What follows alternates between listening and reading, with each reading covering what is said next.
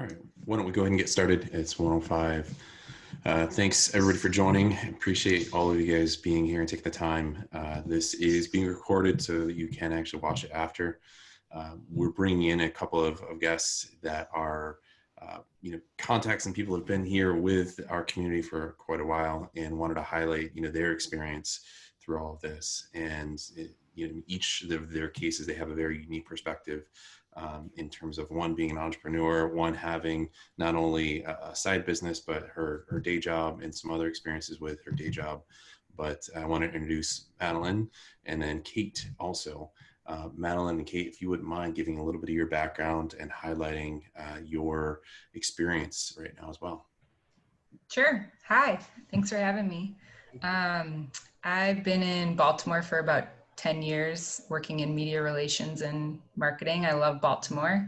I spent a lot of that 10 years working my butt off and learning everything I know, so that now I'm at a place where I try to focus on the things I love doing and building relationships with people I love working with. So right now I work at Duclaw Brewing Company as the marketing director, and then I do a little bit of media relations on the side.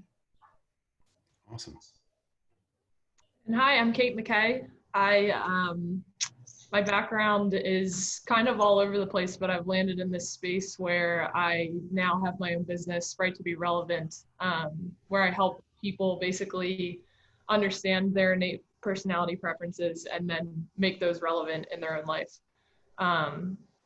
Madeline and I crossed paths back when I worked in PR, and I kind of had, that was right after college for me, and I had this moment of, this is not feeling aligned for me. So I actually took the Myers-Briggs assessment at that time, and it really just helped me understand who I was and gave me something to hold on to. This is who I innately am. So after learning I can become certified to share that tool with other people, I did that last year and started Right to Be Relevant.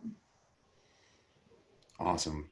So actually, I want to start, Kate, with you in terms of some of your experience in being an entrepreneur right now, and being one that is more of a kind of consultative approach to your business as well. What sort of things are you seeing, and do you feel like it's an opportunity where people, again, with your Myers-Briggs background, are they looking at their kind of personal and professional lives and like trying to reflect on like, how can I continue to grow and pivot right now in a time where growing, might just mean actually surviving more than anything else? What are you seeing on that front?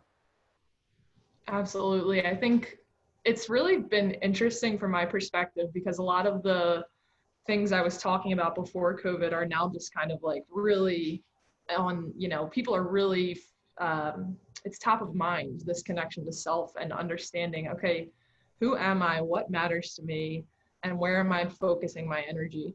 So it's been really interesting transition. It's more like, I kind of feel like it's been cool to hear people talk about these things more that I am a total nerd about. I love this stuff. So like understanding, okay, who are you innately? And now that your world has been really flipped upside down in a lot of cases, what's important to you? And yeah, I think a lot of, friends and people I'm talking to, I think that's really just the message that's being encouraged right now, is focus on yourself and focus on, what does your business need right now, and kind of try to quiet out the noise, which is really a theme that I'm trying to talk about a lot. Yeah. And Madeline, on your side, you've gone through also a little bit of a transformation too. Obviously you're at Duclaw, but you had a bit of an experience, and I think being that you have that same kind of PR and media experience, you fell back onto some of those, it sounds like. Do you mind kind of highlighting what's been happening in your world and what you've been seeing with that kind of duality of Duclaw and your side business? Yeah, it has been such an authentic way to operate, like personally and professionally. You're on Zoom calls with people whose kids are running in the background. I have to say, forgive the screaming, don't worry about it, because I have 2 little kids as well, and my husband works full time also. So I've really come to appreciate that. I think just understanding, like as I talk to friends and colleagues who are going through the same things we're all going through. I think people tend to feel a lot of guilt because you're trying to do everything at once. And I think it's really important that we maintain a strong sense of self and value. A lot of us have families or other things going on in our lives that force us to be highly efficient. And I think especially the viewers or the Betamore community, those who are entrepreneurial or intrapreneurial, tend to have that bone in your body where you want to do so much. And for my household, it's been an opportunity to see all the things that we can do. So like, it's very limiting to be in your house, but you have all this extra time from, not having to commute. Portions of your business you can't touch anymore. Like for example, Duclaw, lost all of their keg sales, and, sales team, sales and marketing were all furloughed. So you can't, even now being brought back, I can't support the sales team in the same way because they're not pounding the pavement going to talk to everyone. So it's figuring out where to put your energies and being efficient with that. So a lot more outside time with family, and picking up the phone to talk to colleagues because they might be out on a walk or, cleaning the house or doing something else. And you can have more of a human connection even though we're all separate. So I think, like, looking at it at a high level, there's just opportunity to operate in a better way, even if you want to think about it like that.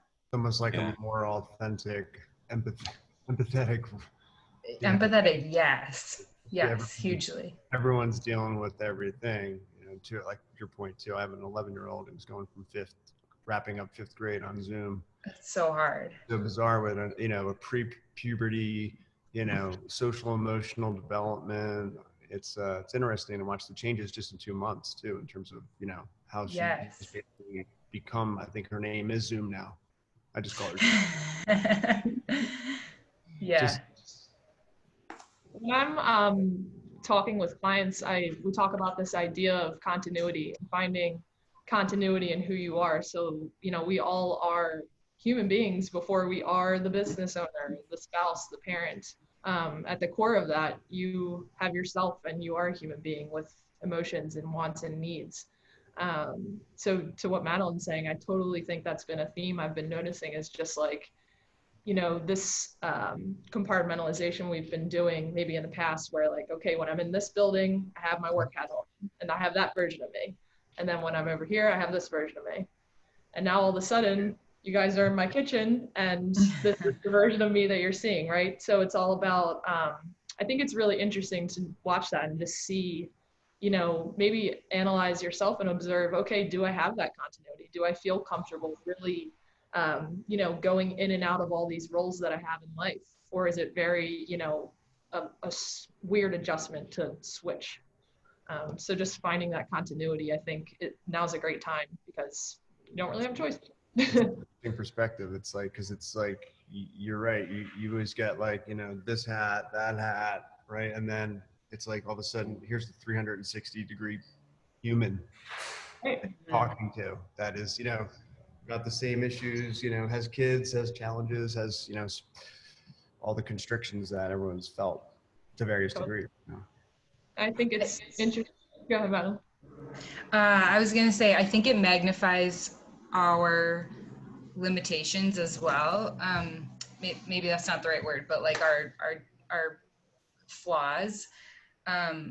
In talking to other professionals, I think different managers are handling it in different ways. If I'm a manager and I feel insecure about what my team is doing, I might try to micromanage them, which is a detriment to everyone involved. And so it almost forces you really quickly to either gain trust, and if the work's being done, then why do you care what they're doing during the day? Or, everything's going to tank really fast. Morale, business, like the work, that the output. I think that's been really interesting to observe between my husband and I, and like all the people we're working with as well, and the colleagues we're talking to. So I hope that it's a time of introspection and figuring out who you want to be and trying to operate in that way as well. Yeah, for sure. I mean, I think also that it's funny when you say some of the limitations too, where it's like there's emotional capacity that I think you have to come to, right? Totally. And it's like when you hit that place of, all right, I've hit my, emotional level for the day, and or, those moments, and again, having kids, and I've got 3, and you just hit those points where it's like, all right, I'm gonna hit pause because I've, either drained the tank of what I have, or other things. And I think that's the other thing, is like the structure of days has changed. And back to your point about being leaders, but also being managers, like the appreciation of that, where it's like it's okay to take a walk. And it's something like I say to my team on a regular basis. It's like, I don't expect you to be on 24/7. If you feel like you need to take that walk right now, and some of my team has kids, some don't, and it doesn't matter, right? Like you have to have that sort of appreciation of like, this is different for everybody. And even for those that haven't worked from home all the time, it is a scenario where it's like working from home alone is its own challenge. Now add in all the other pieces to that, and I think it really adds a lot of different layers. And like Greg was saying, being a teacher and having to do Zoom and making sure that you're now an educator and all of that. Kate, I think one of the things that's really interesting about the Myers-Briggs piece of your background comes down to like, how do you communicate? And also like when you go through that, you understand, especially if you've got a group of people that have gone through it, or a team, and they're like, here's how I like to be communicated to. What's your advice there? Like, and how you're kind of, talking to leaders and saying, look, use that information. And especially as you're doing like one-on-ones or, check-ins, like what's that sort of advice that you're rolling through right now? Totally. It's tricky right now because you don't, we pick up a lot of social cues when you're in person, right? Like, for example, right now I prefer extroversion and I get energy from other people. So I'm not getting as much energy by not being able to see who I'm talking to right now. So just something as simple as that, taking into consideration, I think a great thing to keep in mind is that not everyone works the same way you do, and not everyone functions the same way you do. With the Myers-Briggs, the things you're looking at is how do you direct and receive energy? So extroversion, introversion. How do you take in information, sensing, intuition? How do you come to conclusions and make decisions, thinking, feeling, and how do you approach the outside world, judging and perceiving? So all those 4 variables, I mean, they're showing up in a totally different way. I think the 2 that I'm noticing the most show up is extroversion, introversion, and this thinking, feeling preference right now. I think,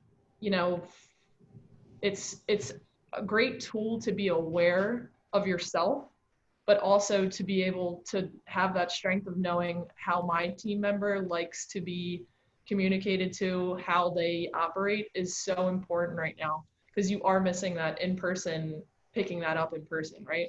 It's kind of like a cheat sheet. Like if I know I'm communicating with someone who prefers introversion, they're going to prefer that communication via writing. Whereas someone who prefers extroversion is ready to bounce ideas off in kind of like a collaborative type environment. So just being cognizant that, that is amplified right now, that we're behind a screen. Yeah. Well, I think the other thing is there's this notion now that everybody wants to have every call be a Zoom video call as well. And I think that's a whole other thing, because there was a point where, we didn't do that. And I think that's been another one that, I mean, even, with my team, I've been saying like, don't make it so we have to all get on video all day long, because that's an added stressor that we don't really need at all times too. Well, I think the other thing is that like, it's funny you mentioned that, because I had Zoom anxiety this morning. It was a 9:00 call. And I recall being set up as a call, and I opened up my calendar this morning and I saw Zoom, and I was like, God, why do we have to do that? It turned out to be a Zoom audio call. You're just using Zoom. But I assume video when I see Zoom, and you're right. It's like shifting the work culture and the connected culture as much as it is important to your point, Kate, see people and be able to like see eye contact and, at least a limited amount of body language. there's a little bit of an acceptance of like, this is the way it needs to be. In some cases, some people are just doing it with assuming that you want to see people. Mm-hmm. We don't want to see people all the time. Right. Yeah, I think that's what I would challenge, you to do and look at is get to that why. Why am I doing Zoom? Why are we doing a video?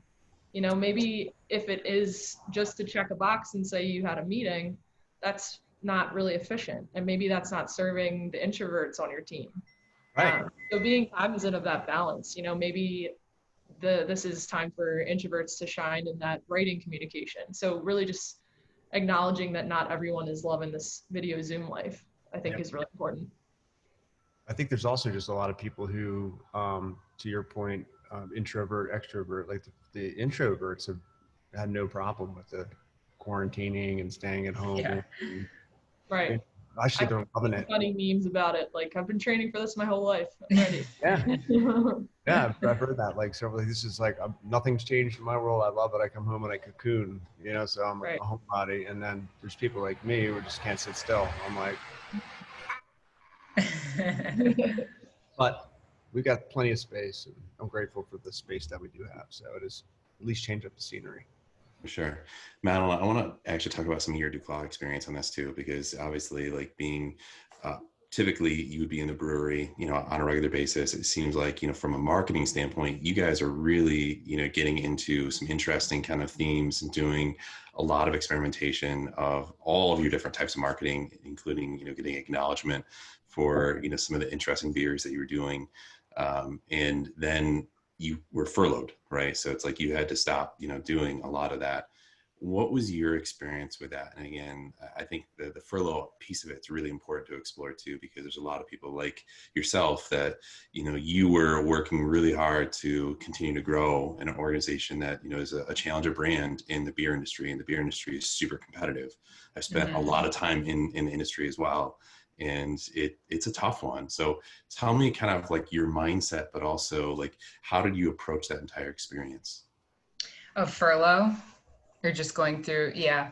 I would say Duclaw is a little atypical. I mean, I've never worked in another brewery, so I don't know how they're all set up. I think a lot of them are really too small to even have a marketing team, but I think we're atypical in that we don't have a whole lot of structure, that we just kind of hire smart people to figure it out. So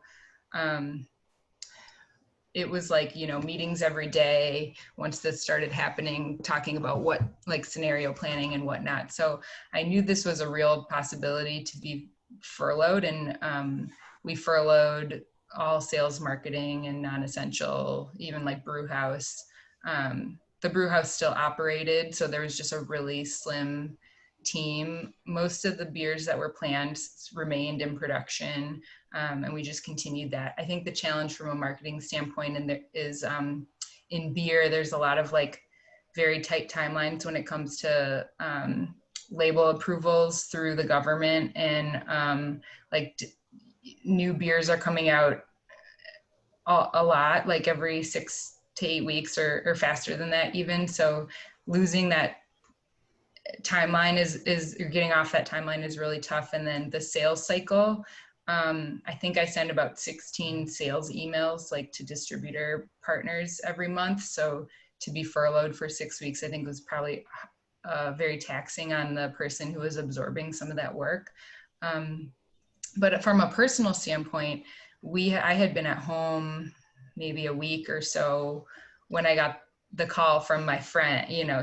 My boss is my friend. I knew it could be a possibility. It's hard for that not to be a shock when it happens.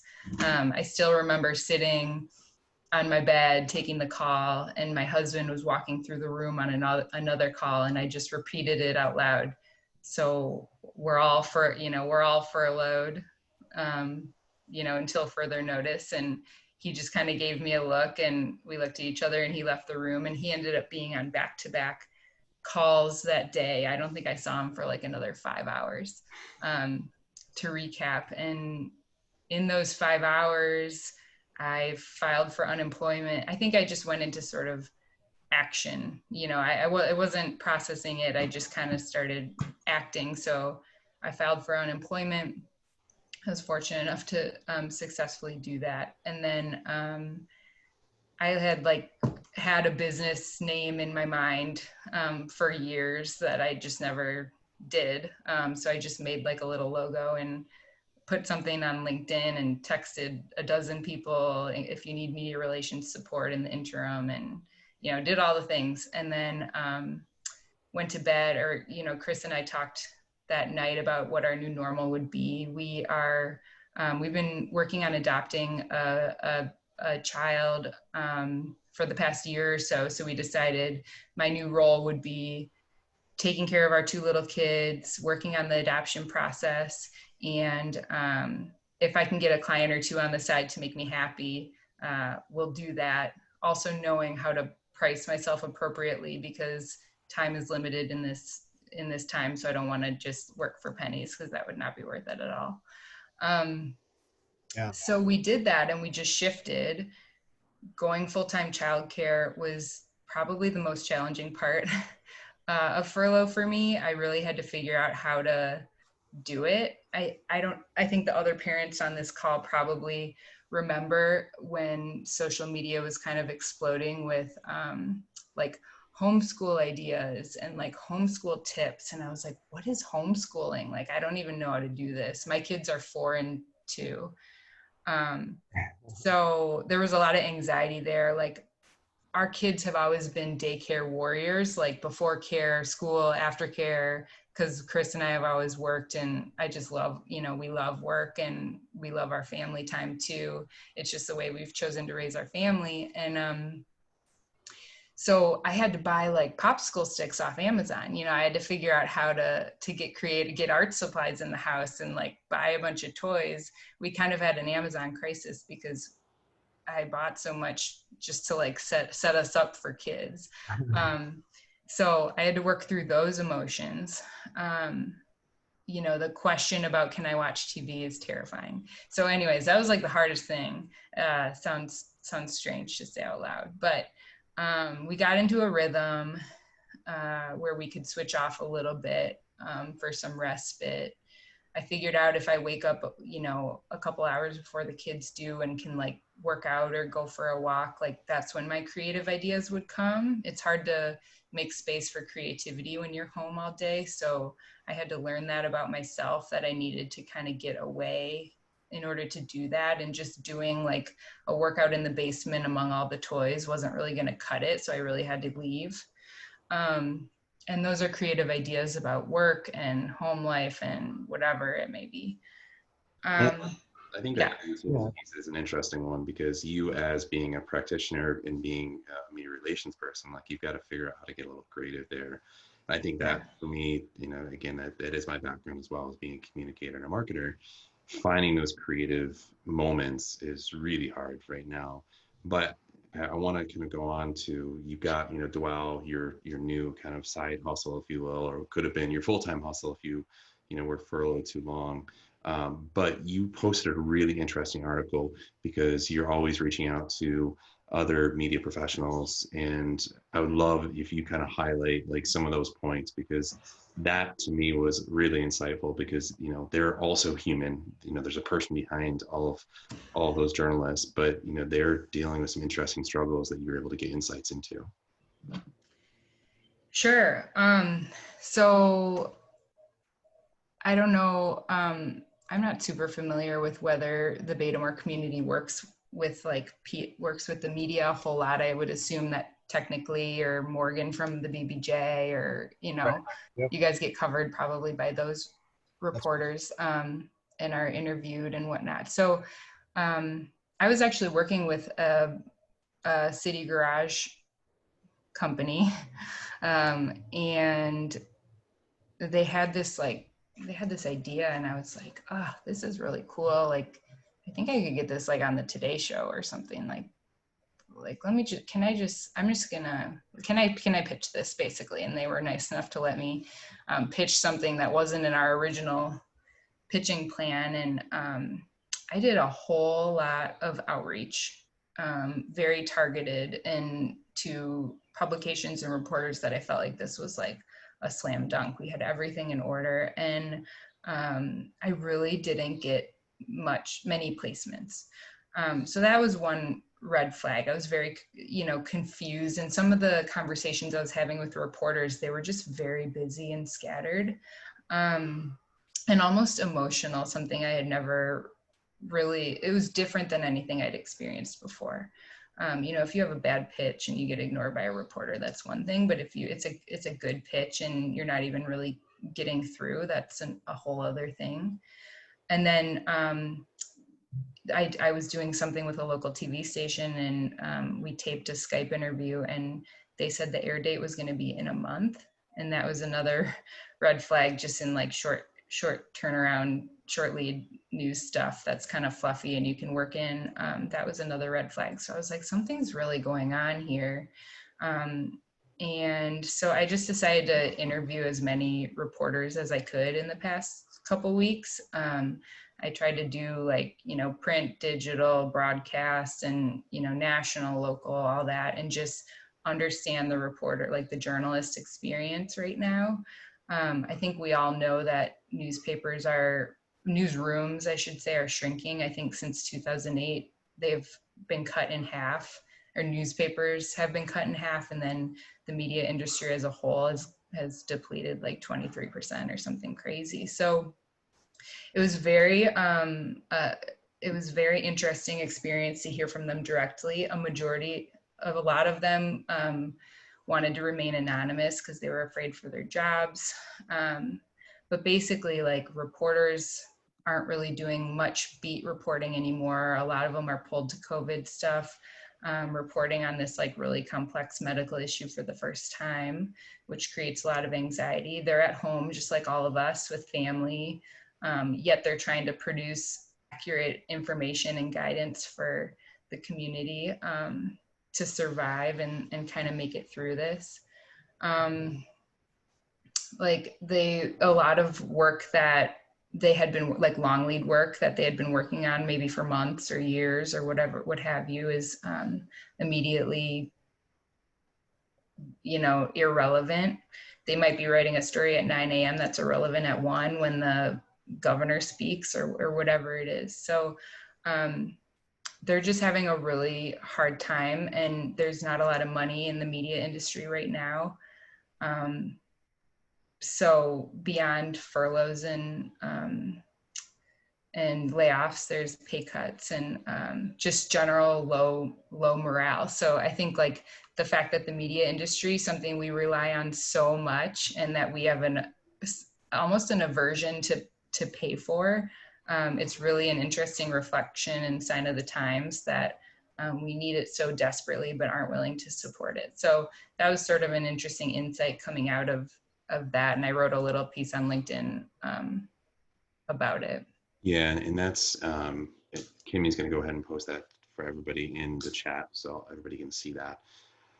Kate, I want to jump over to you on a couple points too, because I think, again, given that you've got a consulting business on this, and thinking about your sales and marketing and how people may or may not be investing in that, but what are your efforts right now in order to find new clients, and how are you kind of finding the people's response right now in terms of investing in themselves, but also how are you finding those new clients right now, just in particular?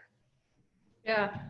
So before COVID, I was actually already in the transition to taking my curriculum and putting it into online courses to make the coaching experience more approachable and automated. Because to be honest, I found myself having a lot of the same conversations over and over again, because turns out we're all struggling with a lot of the same things. And in my observation of myself and other people, I realized the common thread was, a lack of connection to self. So in highlighting that theme, I have taken my my curriculum and put it online. So I feel really grateful for that, in terms of, I was kind of shifting towards this online mode already before this. I keep joking that it was a sign from the universe that, like, okay, no more distractions. You have to sit here and get this stuff in the online courses. So yeah, that's been a really, I think people are looking online a lot right now, obviously, right? Because a lot of our other distractions and a lot of our other outlets have been cut off. To be honest, in the beginning, and I don't know if anyone else resonates with it, but I found myself, I needed to quiet down for a second. I found, in the first couple of weeks of this, there were so many opinions flying, so much advice. There was just this overload of like, feel this way, do this. If you're feeling this way, do this. And I didn't really want to be a part of that because I was overwhelmed, before I even got to the point of being, a thought leader or a business owner. I was trying to process myself. So I feel like I'm just now kind of sinking into this place where I can get an idea of what do I want to share with people right now, because I really do think people were and are overwhelmed with the advice and the, it's great resources, but at times I think it's a very saturated message. I started to say that like the New York Times starting to recycle the same stuff it was talking about about a month and a half ago with the at-home section on Sundays, and it's like, here's Yeah. Make a schedule, stick to a routine, make sure you stretch. It's like, right, and then it's just this shame and guilt. it's And great reporting. I mean, it's great stuff. sure. I mean, I'm not knocking the journalistics and the ideas, but it starts coming up again. Yeah. Right. And it doesn't apply to everybody. Right. And I think it's an interesting point because you're right, it is great. I don't think there's any need to, slow that down. I think the ownership and responsibility lies on us individuals. How do I filter what works for me and what doesn't? I think that might be a missing link for some people. We might just totally give up all our ownership over to these headlines we're reading and these, all this advice that's flying around without really having that connection to self and saying, interesting, let me process it, see if it works for me, and then, take it or leave it. So yeah. Bring that up though, because just to throw a little, one of the things that this is more of a personal, subjective experience, is like this whole thing has led me over the last 2.5 months probably to become more self-reliant than I've been in a long time. Mm-hmm. Everything from knowing what was going to happen to trading in my car, to getting a pickup truck so that I could be self-reliant on moving things, Yeah, to just moving fast and breaking things, just figuring out how to do things on my own and not having to wait for people, and just, which has in turn created an enormous learning experience for me. And still, obviously we're all still hopefully always learning, but this is new stuff for me. It's pretty interesting. Like behind me, like these little unit level economics I'm dealing with now. I never really thought I'd be working on that kind of stuff, but it's fascinating. Yeah, I definitely resonate with that personally, and in what I've been seeing in a lot of people. I hope that's something that stays, this self-reliance and understanding that that's step one, and then we'll get to the. I think also, it's dovetailing into, obviously a lot of industries too. And I mean, I think, it's really unfortunate to see, the food and beverage industry and what's happening here. I mean, I'm to tell you and the folks listening about some of the Baltimore staples that are coming back out of this, and there's probably a lot more coming. I read about the guy in Portland, Oregon, who, has 5 restaurants. He just said, we're done. We can't even see a pathway because the restaurants aren't designed for curbside pickup and contactless delivery, all that stuff. So it's interesting to see what's the shakeout is of this. And who is it? Pablo said it still feels like we're in the first inning, Yeah. As crazy as that sounds, But anyway, I'm babbling. But the self-reliance thing has been huge for me. Your point about being in the first inning made me think of, I think everyone's also going on their emotional journey at different times. I had a conflict with my husband last week because we were going to maybe go visit his parents. And then when it finally came time to understand what that meant, we had a little bit of a conflict, and it was because I was in one place with my emotions and the reality, and he was in a totally different place. And so it's like understanding that everyone's really on their own like journey to acceptance and, understanding of what this means for the future and stuff. Yeah, and I think it's an interesting point too, because I think you've got that introvert extrovert piece of this too, where you've got people that you've got to figure out how you communicate that, and even like some of those emotions. And Madeline, something you said resonated a ton with me on the my wife's a lawyer, she's on the phone or on Zoom, and she's testifying via Zoom right now and doing a lot of different things. But there's points where it's like she's on 5 hours of calls straight. And when we've got, 3 kids that range from 1 to 6, and it's kind of the passing of like, all right, there's almost a glance and you can just provide that glance. And that's like, it says enough where it's like, here, can you take the kids? Yeah. I've got a problem Yeah. that I'm dealing with. Right. I think that's been really interesting. And also it's the appreciation of partnership also, like in a marriage, right? Because you're exploring, your relationship in a whole other way that I think also becomes, really interesting. But, it is a scenario where you have to find a way to say, here's where I am today.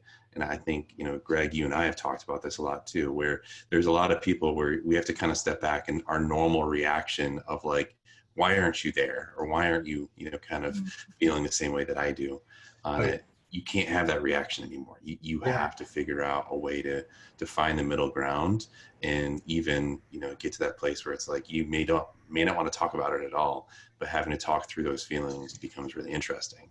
Yeah, I mean, one of the things that's helped me is basically, basically trying to find empathy in everyone's situation, realizing that, we're all different. We're all in totally different places. We all do totally different things, and we've been impacted completely differently and 100% subjectively. And, with what just one commonality of, the cause of it, right? But everyone's in different situations. It's just try to, even when to me it sounds like, you might be talking to somebody, and you all know have had this, where people are making no sense at all. I mean, they're not making any sense about or something, or they're not foreseeing something, or they don't have information.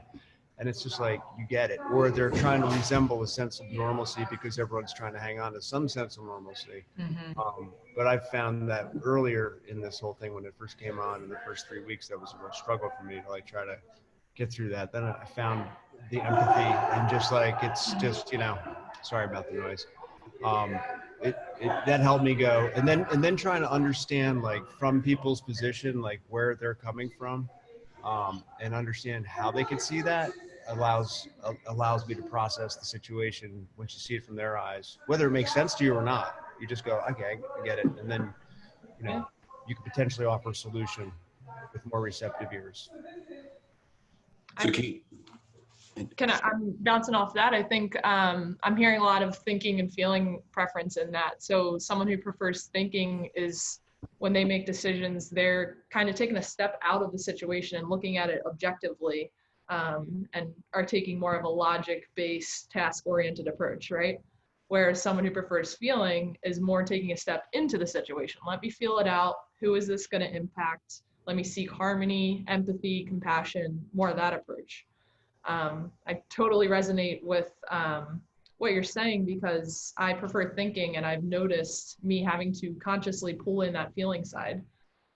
Like, for example, I'm maid of honor in 2 weddings this year, and that's obviously getting all turned upside down. And I find myself being very task oriented with it. Like, cool, what needs to be done? What are we rescheduling? What vendors do we need to talk to? Meanwhile, they're so bummed, and I'm having to consciously say, okay, maybe they just need to be seen right now. Maybe they just need to be heard. Let me lead with compassion. But that's not my go-to. My go-to is, let's get this done, and then let's hug it out. And, well, I guess we can't hug, but elbow bump it out. I'll elbow bump it out. Mine's but been it is too, and just getting things done, and being like, watching this lull, that's happening, and then also watching the work ethics and the work culture of people changing, because in some cases they're making more money on unemployment than they were making before. I know. And like all that weird stuff that's up. And I just don't, that's where I'm, when we say first inning type stuff, that's like, where's this really going? Yeah. It'll be a different world for sure. Would not want to be leasing office space right now, currently. Big floors of office space, multi-floors office space. It's tough space to be in right now. For sure. So let's talk about collaboration for a second too, because I think there's also something interesting there. And I'm curious, Madeline and Kate, for you guys, like how you're collaborating. I mean, a big theme for Betamore has always been like sense of community, right? But right now, a sense of community is a hard thing to have. And also the same point where like when people say, hey, I want to do a Zoom happy hour, and I've just done 6 hours of Zooms, it's like, I don't want to get on another one. No offense. I miss you guys and I would like to see you, but I don't want to do another, right? So how are you guys kind of balancing out, like reaching out with friends and family and community right now? And how are you kind of balancing that out too? Yeah, I think it's all about the intention. I think I've just been really challenging myself to be clear on my intention behind doing things. Am I, scrambling and like, oh, I got to stay in touch with people and I got to keep up? Was I going to 4 happy hours a week before COVID? No. So why would I do that now? Type of thing. So really, again, with that continuity, trying to stay in touch with what will, serve me, and just trying to lead with what makes sense in that. I think, again, there's a lot of external influence right now, a lot of suggestions on how to stay in touch with people, how to stay connected. But I think the most important thing for me has been really checking in with myself. That's a great idea, but is this going to serve me? Do I need to do this right now? Or would it just be checking a box? I think that's really important. Madeline, what about you? I don't do a whole lot of Zooms in my daily work, which is nice because if I do it with family or friends, then it's more novel. So I don't really have fatigue there. I think it is a little bit harder if you're an introvert because it's harder to turn down invitations. So if there's any tips for doing that, but no, I think like when I think of like how I've been making how to turn away Zoom invites. Yeah, like I'm know, busy, yeah. sleeping. Guide to turning down your Zoom. Yeah. I keep in touch really the same way I keep in touch normally, which is like digitally, and or if there's like local businesses that I can't frequent, I've do the things where I buy gift cards and things like that. From a business standpoint, like at Duclaw, we collaborate with a lot of other businesses. One is Diablo Donuts, which is in South Baltimore. So we're trying to like promote them. They're kind of promoting us because we're doing this beer together. So it's like you can find ways to connect and be social outside of Zoom. So I do some FaceTimes and some Zooms throughout the week, but not a whole lot. I think that is a funny theme I'm hearing from introverted people is, and some advice that I give to people who do prefer introversion. Also, if you do know your Myers-Briggs preference, if you would put it in the group chat, I'm curious to see who's on here. But, protect your energy. These Zoom meetings are just because you're not with people physically, this is energy. We're exchanging energy right now, right? So still be cognizant of that, these virtual meetings are still meetings that you're using energy back and forth with people. For sure. Yeah, and I think that's like the other part too, is like, saying no or trying to like step away and find a little bit of that space is interesting, because not everybody has the ability to do, that. And again, the ones that have kids, it's just a whole other challenge, right? Where there's even points where it's like, okay, I would love to, see other people, but then it's just like the calmness and kind of recentering yourself, is super important. And even for like me, where it's like hockey was always one of those things that recentered me, and not being able to play like, once or twice a week, I'm trying to find new activities to do so. Thankfully, like one of my kind of like things, it's like biking has always been one of those, and my son learned how to ride a 2-wheel bike throughout all of this and wants to go on like 2 or 3 bike rides a day. And it's like, cool. I'd love to do that, but at the same time it's like, sorry buddy, I can't do that. And there's the guilt factor. I think that's like I'll call it parent guilt, but I think all of us have a certain amount of guilt, right? Where it's like when you withdraw from either those Zooms, or whether you're withdrawing from like the kid activities, or you're not doing enough around, schooling or things like that for your kids. I do think that's an interesting piece, but I'm curious, for you guys, like how you're balancing that out. And, Madeline, I have a feeling, I know how you feel there, right? With, two young kids and like that guilt factor, but how are you guys dealing with a little bit of that right now? I pretty early on set some boundaries, maybe less so boundaries, but maybe set expectations for work. So Chris and I sat down and set out like a schedule so we could take shifts, as I'm sure you did too. So I could tell work like I'm available between 6 and 8 a.m., between 11 and 3 p.m., and then after 8 p.m. or after 7 p.m. So then I can be like in the moment with my kids a little bit more. And sometimes I'm doing passive work at that time if they're doing something else. But that's really, really, really helped me with the guilt. I think trying to do it all just makes me a crazy person. So I think that was just a matter of knowing myself and then getting work on board with it. Are you still following that schedule? Yeah. Good for you. Unfortunately, we had something similar, but it's gone out the window, unfortunately. Yeah, no, I feel that. As things come up, it's like, whose work is more important? Yeah. Is anyone taking things just day by day, schedule wise? Hour by hour. We kind of started in the beginning, like Damien said, with a pretty like, oh, this is going to work. Optimism. Yeah. And now it's like, okay, babe, what video calls do you have today? Right. What video calls do I have? What are just, audio calls? And we kind of just divide it like that. Yeah.